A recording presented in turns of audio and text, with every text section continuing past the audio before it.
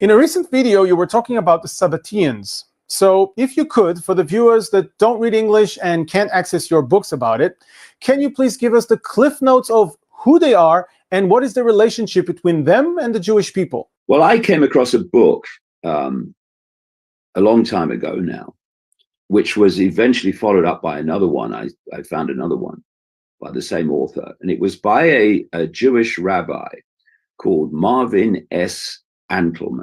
Don't read English and can't access your book. In a recent video, you were talking about the Sabbateans. So if you could, for the viewers that don't read English and can't access your books about it, can you please give us the cliff notes of who they are and what is the relationship between them and the Jewish people? Well, I came across a book a long time ago now, which was eventually followed up by another one. I found another one by the same author, and it was by a Jewish rabbi called Marvin S. Antleman. And it was about the Sabbatean cult and how it had infiltrated Jewish society, proclaiming itself and presenting itself as Jewish and supporting the Jewish ideals, when actually it was not only not doing that, it was an inversion of Judaism in so many ways. And this cult hates Jews. Now, this is extremely important because you go back to the 1600s and a man called Sabbatai Zevi, who claimed to be the Jewish Messiah. And he gathered, for the time, a phenomenal following. And then the Sultan of the Ottoman Empire, where he was operating, basically said to him, you know, prove you're the Jewish Messiah or convert to Islam, or there's going to be serious consequences. So what he did was converted to Islam, but only on the surface. And what this Sabbatean cult became very skillful at was posing as something they were not, so they could infiltrate a society, a religion, whatever, a culture.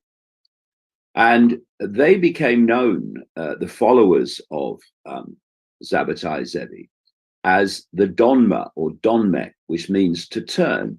They were the people who turned, but they only turned on the surface, not behind the scenes. And they started serving a very different God, shall we say. And they, in effect, inverted Judaism in their own Sabbatean, actually satanic cult.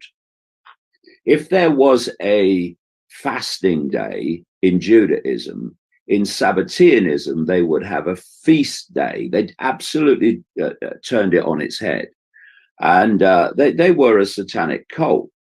And then Zevi died, and in the next century, along came Jacob Frank, who has been described by at least one Jewish historian that I read as one of the most evil people in Jewish history. And Jacob Frank was very close to the Rothschilds. He was involved with the Rothschilds and those that created the Bavarian Illuminati in 1776. And he took Sabbateanism, which was also known as Sabbatean Frankism for that reason, onto whole new levels. He started to infiltrate the Roman Catholic Church and the Vatican. He started infiltrating everywhere. And they had this technique, like I say, of appearing to be supporters of and expressions of a religion or a culture or whatever, when actually their agenda was very, very different. It was to take over those cultures. And from what I've researched over the years, and most of it has come from Jewish sources. They have pretty much controlled Israel since it was created. And therefore, it's not too much of a stretch to say the least that Sabbateans, not straight rank and file Jewish people, but Sabbateans, the infiltrators of Jewish society, were behind what's happened here. Because what we're seeing is classic Sabbatean techniques. You control one side and they allow the attack to happen, and you control the other side, which orchestrates the attack to happen, and then you create the upheaval, which leads to your problem, reaction, solutions, which are advancing your agenda further and further towards global control.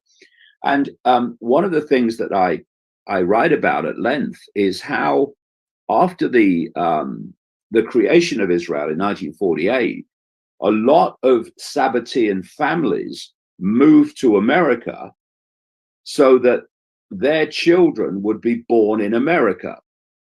And you have then seen the Sabbatean input and influence in the United States government as well.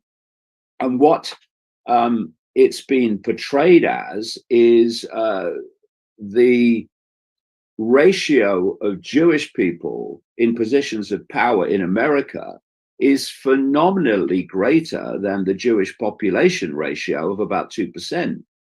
What's missed is they are overwhelmingly Sabbateans working for this global cult.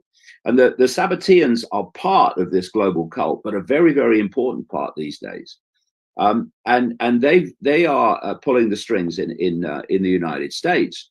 So in so many ways, I mean, if you look at how many Jewish people were in positions of influence in the administrations of Barack Obama, the administrations of Boy George Bush, the administrations of Trump, and the administrations of Biden now, it's phenomenal. And what happens is that's for those that are paying attention and see that, the response is the Jews are controlling the American government. But it's the Sabbateans who hate Jews who are doing it. And what they've done over the years is use the Jewish population in general as their front and cover for what they're actually doing. So what happens is when people like me start to uncover this stuff and start to realize that actually the Jewish community is controlled covertly by this group that hates Jews, what the Sabbateans do, and the ADL is a Sabbatean organization, by the way, what they say is, you're saying that all Jews are trying to control the world. And I'm saying, well, actually, I'm not saying that. In fact, I'm not even saying that overwhelmingly it's Jewish people at all. I'm saying it's you. But what they do then is they tell the world that you're anti-Semitic, that you're against Jews. And what happens then is you get cancelled from everywhere. I'm banned from 27 European countries at the moment, and Australia. It will be 29 in Europe by the end of the year, apparently, because I'm apparently a threat and an anti-Semite. When I'm actually saying to the Jewish community, you're being shafted by this network, this cult that hates you. And from that perspective, like I say, you can start to see how a cult that hates Jews would allow what happened with the Hamas attacks to Jewish people. You can start to see why. Because when people say, well, why would the Jewish government allow that to happen to Jewish people? Well, maybe the Jewish government at its core is not Jewish at all. And maybe that's why this Sabbatean cult was actually massively responsible for creating and funding Hamas. Maybe that's the answer. They're not Jewish. They don't care about you. And so, you know, it's a completely different way of seeing the world. And for me, you know, people talk about solutions. What's the solution? I'm not interested in solutions because they invariably lead to other problems. What I'm interested in is removing the cause of the problem, because then the solution, the problem must disappear. If you remove the cause of a problem, then the problem must disappear, because what's creating it is gone.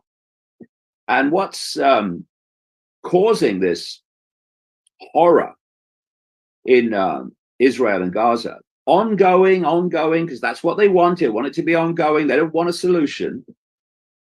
Is the fact that two populations have been mutually manipulated by masks on the same face into fearing each other and hating each other. And we need to stop that. And the only way you can stop that is by the realization that actually what controls Israel is what controls Hamas. And actually we are being manipulated to hate, fight, fear each other, because that suits what is controlling the Israeli government and Hamas. And then we can all sit down and just realize that we are being played off against each other and being used, and they'll hang us out to dry whenever it suits, which is what the Israeli people have just realized with their government and how that was allowed to happen.